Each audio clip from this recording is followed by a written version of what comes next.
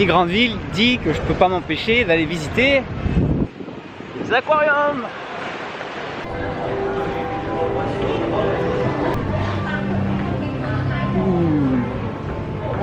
Il y a du volume.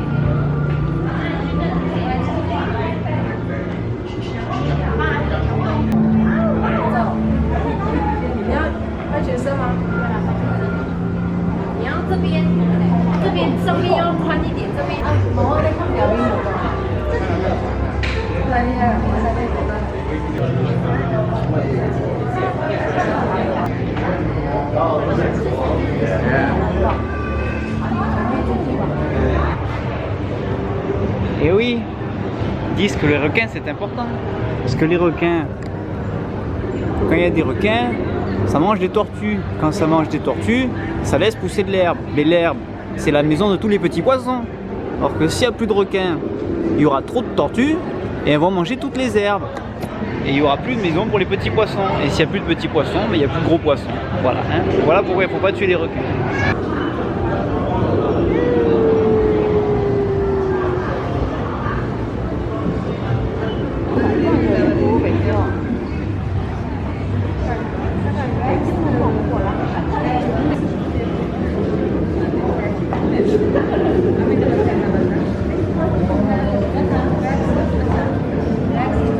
Ça c'est le squelette d'un requin blanc.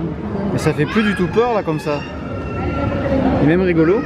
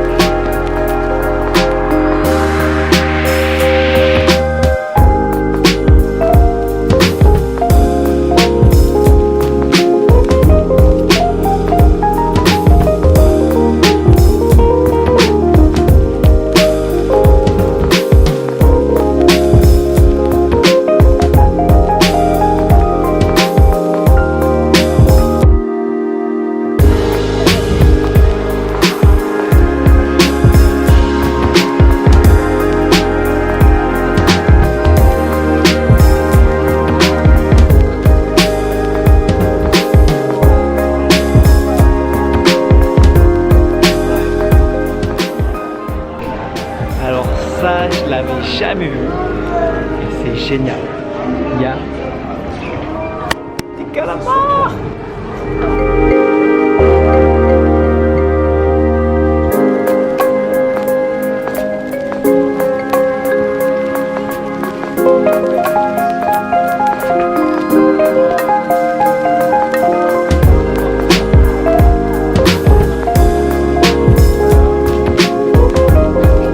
J'ai de la peine maintenant.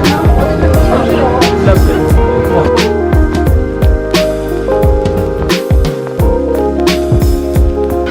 Oh, pousse.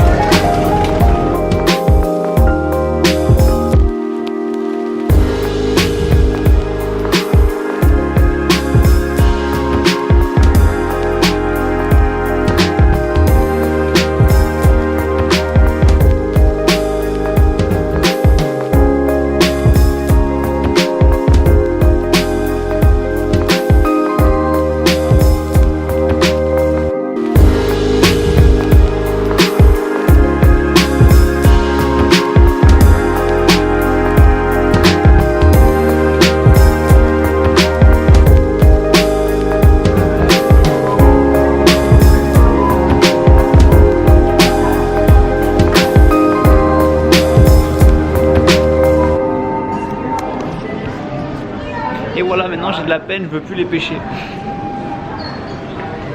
C'est beau dans l'eau. Le paddlefish, c'est probablement le seul poisson qu'on peut pas pêcher parce qu'en fait il se nourrit de plancton. Donc comment vous l'attrapez avec un hameçon s'il se nourrit de plancton? Quoi?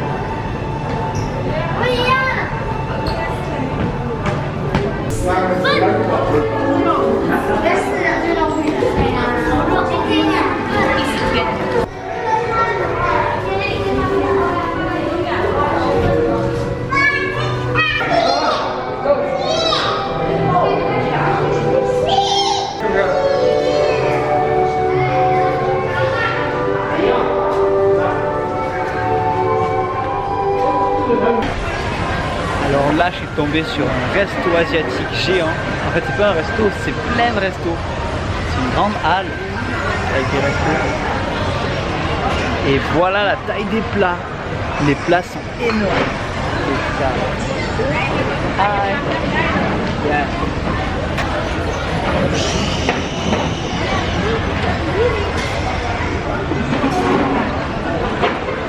Oh.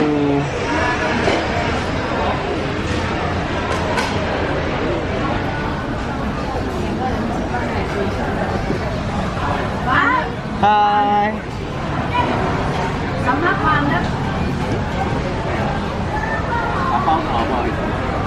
Oh, les canards. Les canards, le cœur.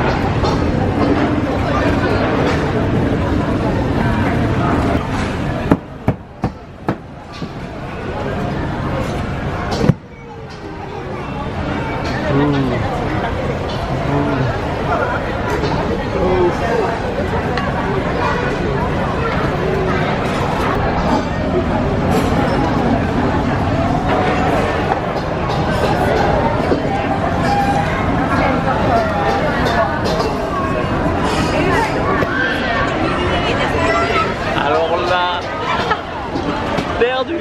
Ça a l'air trop bon.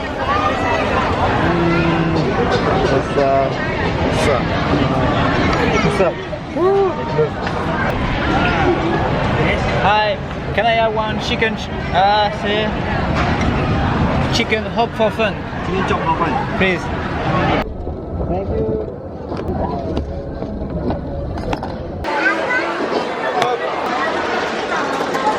Ah, ça fait du bien de s'asseoir et de manger.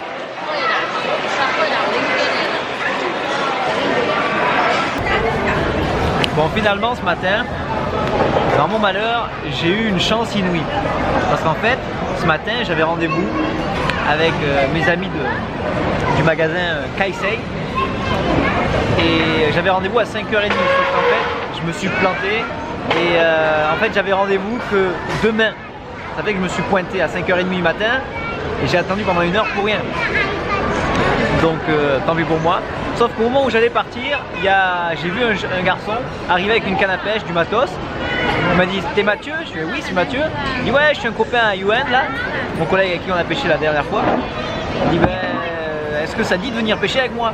Je dis ben, pourquoi pas, génial, je suis là. Alors j'ai mon matos et tout. On est allé pêcher, j'ai fait 2 peacocks, des petits. Il y a d'autres potes à lui qui sont revenus. Au final, on était 5 sur le spot. C'était cool parce que j'ai pu voir des techniques différentes, les matos différents et c'est des acharnés. Ils ont vraiment le dernier cri, ils ont le dernier moulinet, dernière cale, 15 milliards de l'heure, ils changent tous les 3 lancers, ils changent de l'heure, ils essayent de jeter hyper loin. C'est technique mais c'est des fous furieux, c'est des fous furieux. Et à la fin, on est parti sur un autre parcours et il se trouve qu'au dernier moment, il y a un des deux copains qui crie Big Fish, Big Fish et moi je dis mais Big Fish, comme il faisait que crier toute la journée des trucs, moi j'ai pas tilté en fait. Big Fish il a dû voir un truc un peu plus gros que d'habitude. Et là j'ai vu l'autre passer en courant au direct vers lui et ils ont jeté comme des malades à un endroit. Je me dis mais qu'est-ce qu'il y a? Et quand je suis arrivé il y avait 2 peacocks et j'arrivais pas à voir la taille. Et celui qui a crié Big Fish, il en a pris un qui était vraiment joli, il devait faire 3 kilos je pense. C'était un poisson magnifique, magnifique. Et quand il le hisse, moi je vais pour le prendre en photo et tout, il crie non non jette. Et son collègue il change de l'heure, je comprends pas. Et lui il a pris le plus petit, il y avait encore le plus gros dans le coin. Et moi j'ai jeté, j'ai fait, et avec la technique que j'avais utilisée pour les autres peacocks, le gros il a regardé, il a fait, il l'a pas touché. Et mon collègue il a attaqué plusieurs fois. Moi j'ai pas osé changer de l'heure, je me suis dit je vais insister, c'était dans le moment en fait. Et l'autre collègue en 3 secondes, il change de l'heure, il jette. Oh il got you. Et là gros peacock, mais alors rien à voir avec ce que j'avais vu avant. Genre il avait un Ryoga avec de la tresse en 40 livres.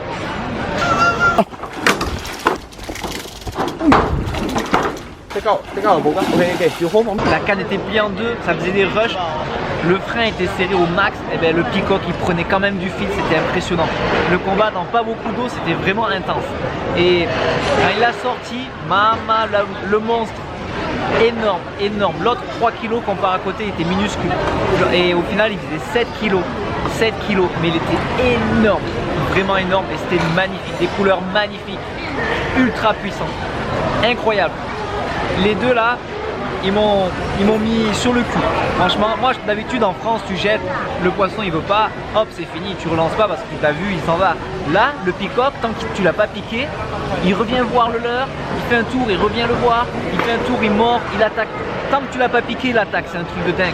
Il faut pas hésiter et quand tu l'as vu, il faut pas hésiter à faire des gros twitch pour l'exciter en fait. Et moi j'avais un leurre qui flottait un peu et mon collègue il a mis un leurre qui coulait et le peacock il était plus sur celui du fond que sur le mien. Donc j'ai pas pris le poisson mais je m'en fous parce que c'était une action de dingue. Et c'est un super souvenir. On a pris 2 beaux poissons dont un énorme et c'est les mêmes qu'en Amazonie. C'est les mêmes qu'en Amazonie. À Singapour, vous avez les mêmes poissons qu'en Amazonie. C'est pas pareil, c'est du street, c'est technique. Mais franchement, plutôt que de prendre beaucoup de poissons dans la journée avec du gros matos, là c'est très technique et c'est vraiment sympa. Yeah! Fishing in Singapore. 1, 2, 3. Big action. 2 peacocks. Un petit boom et le boom, 7 kilos. Génial.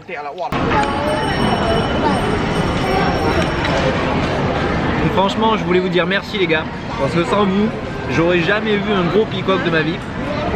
Et surtout, j'aurais jamais vu l'effet que ça fait. Parce que des peacocks on en voit dans les vidéos et tout. Mais tant que vous l'avez pas vu tirer comme un malade sur le moulinet, serré à mort, et pourtant c'est un gros moulinet. Tant que vous n'avez pas vu la puissance de ce poisson, vous pouvez pas comprendre. Vous pouvez pas comprendre. C'est vraiment incroyable, incroyable. Et maintenant avec mon petit ensemble, moi, j'ai peur. Ça fait que demain on va pêcher. Et on va dans la jungle. Et je sais pas si je prends mon petit ensemble pour quand même m'amuser. À ce qui paraît, il y a des Saratoga pour pêcher un peu plus fin. Donc est-ce que je prends mon petit ensemble pour m'amuser? Et si un big fish, eh ben, ça sera score. C'est le jeu. Ou alors je prends mon gros ensemble, mais je vais pas pouvoir tirer les petits leurres. Et je vais pêcher plus gros. Avec des leurres plus lourds, ça va être un peu moins polyvalent, mais si un gros, j'aurai peut-être un peu plus de chance. Donc je sais pas, c'est la grosse question. Donc on verra ça demain, je vais réfléchir cette nuit. En tout cas, merci les gars, merci 1000 fois parce qu'aujourd'hui, c'était vraiment cool. Thank you so much guys.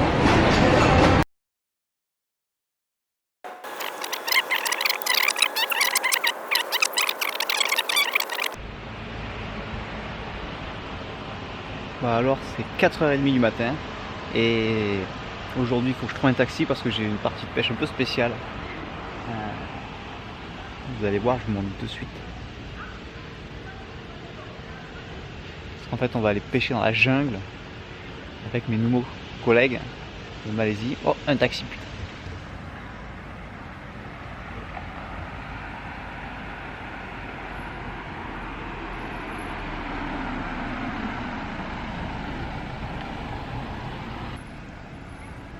On va laver la voiture. On va aller chercher.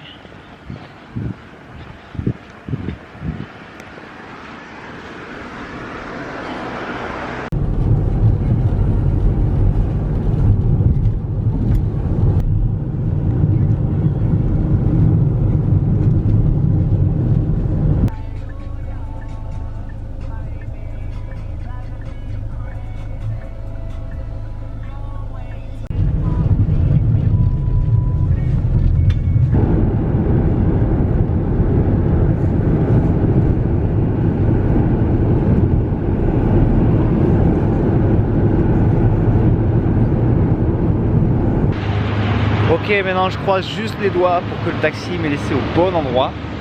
Parce que je connais pas, c'est au croisement d'une route là. Et après ça part dans le noir. Bon alors figurez-vous que je me suis trompé de jour en fait. En fait je pêche demain avec les personnes avec qui j'avais rendez-vous ce matin. Sauf que par chance sur la route j'ai rencontré des jeunes pêcheurs. Donc forcément, ils m'ont invité à venir avec eux et puis je passe la matinée. C'est agréable. Alors, ici il y a pas mal de pression de pêche. Il y a pas mal de jeunes qui viennent pêcher beaucoup avec des leurres, les dernières cannes, les dernières moulinets. Et comme c'est un endroit où il n'y a pas beaucoup d'eau, c'est un chalot en fait, et l'eau est vachement claire, les poissons ils s'y habituent quand même assez vite. Donc moi ce que j'ai fait c'est que tous ils pêchent avec des jerkbaits, des leurres souples, beaucoup de crankbait et de vibrations qui font beaucoup de bruit. Et comme ils font tous la même chose, moi pour changer, j'ai mis un petit popper. Voilà. Et j'ai déjà eu 2 touches et j'en ai décroché un. Par contre je vais doucement en fait, il faut faire des stop and go. Et en fait le poisson vient voir au début, il regarde, et là boum, il le prend. Et ça change un peu en fait. Donc ce qu'il faut, la tactique, si vous voulez faire du poisson à Singapour, à ce que j'ai compris depuis le début, c'est que comme il y a beaucoup de pêcheurs, il y a beaucoup de pression de pêche, il faut pêcher avec des leurres que les autres n'utilisent pas en fait. Que le poisson il s'y habitue pas, ils connaissent pas.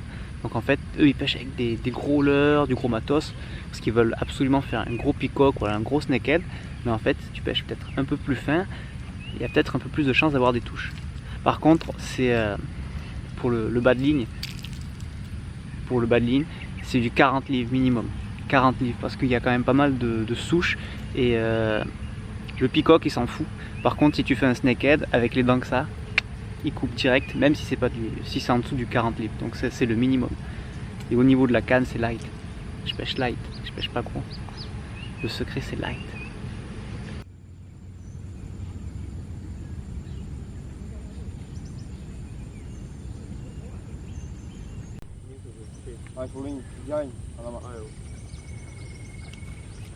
Encore une fois, si vous venez à Singapour, prenez des sacs étanches.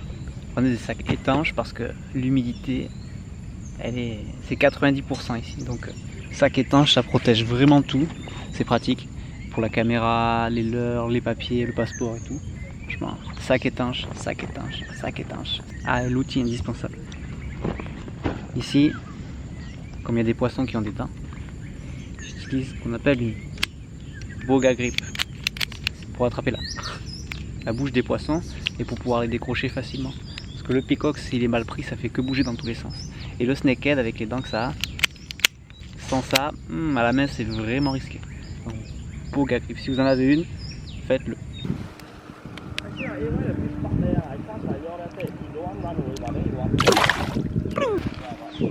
Des fusées. What tackle do you use for peacock bass? I'm using the Yoga Yes. paired with the Magical Sky Root. Yeah. What's the line? The power? I use 40 pounds suffix.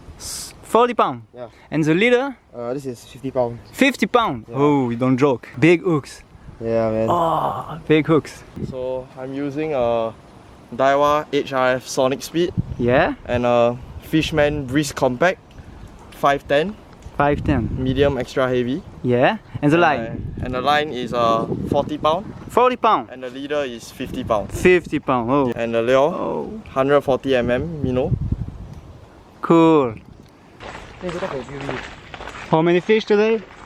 Zero. Zero. Oh, bad. Bad.